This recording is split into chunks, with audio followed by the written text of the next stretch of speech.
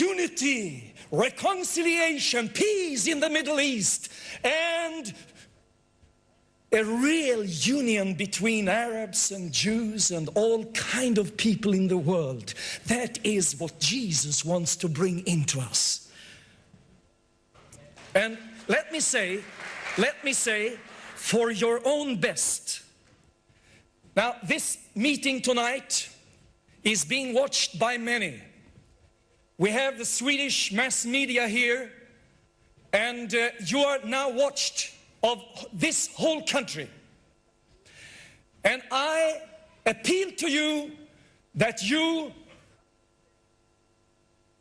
understand that we are able to talk without getting angry on each other.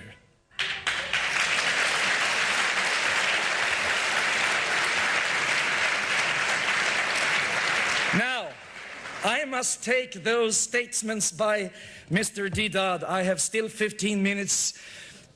It says in the very beginning of Genesis that God created, and Mr. Ahmed Deedat explains that there is a plural here in the beginning in the Bible that we have not yet discovered in our different various translations. But you see, as you read the whole chapter, you find that the plural is there. And the plural is even in the Quran. Because when God talks about himself, he says, let us make man into our own image.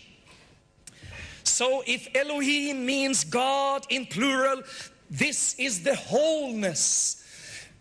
As the whole Bible tells us, God is not just a single individual in the sense of human thinking. He's beyond our comprehension. How do you say it in English now? Comprehension. Yes.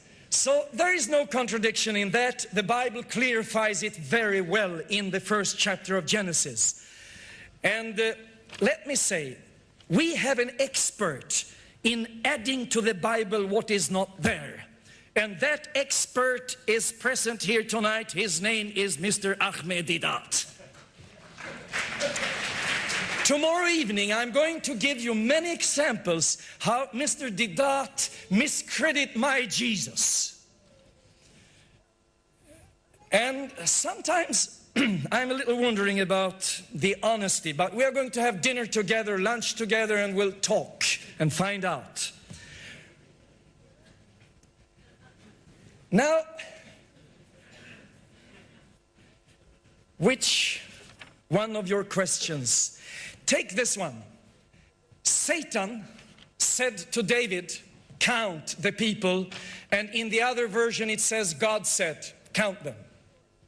Well, if you're a father, you know the same from your children. Sometimes they say, Daddy, Mommy, I want to go to the cinema. And you say, no, don't go. And they continue to say, I want to go and see that film. But the father says, no, don't go. I'm going to cry the whole evening. No one loves me in this house. I want to go and see that film. And after having repeated that 10 times, finally you say, okay, go. This is what happened. Satan tempted David to do something wrong. And David said, God, I'm going to count. God said, no. David said, no, I'm going to count them. I want to know how many they are. God said, no, you should trust on me. Don't rely upon people. You should just trust me. Don't count them, because then you become proud. But David said, no, I'm going to count them. And God finally says, count them.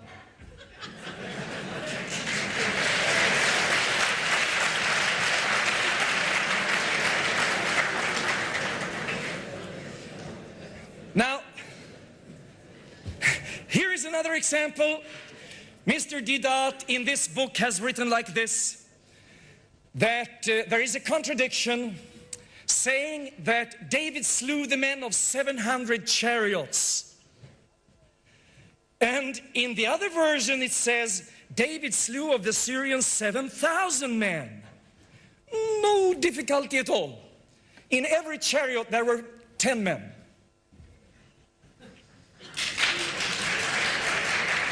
But in one version it says there were 40,000 horsemen.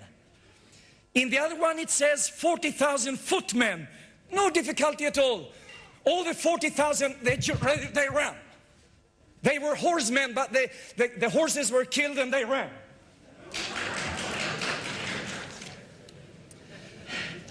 And here it says Solomon had 4,000 stalls for horses. In the other version it says Solomon had 40,000 stalls. A difference of 36,000. No. You see, this is a testimony about how God was blessing. And in the beginning he had 4,000, and after some years he had 40,000.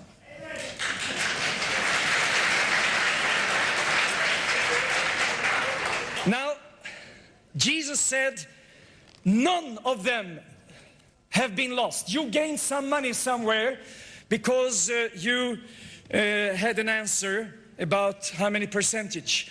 Now, Jesus said,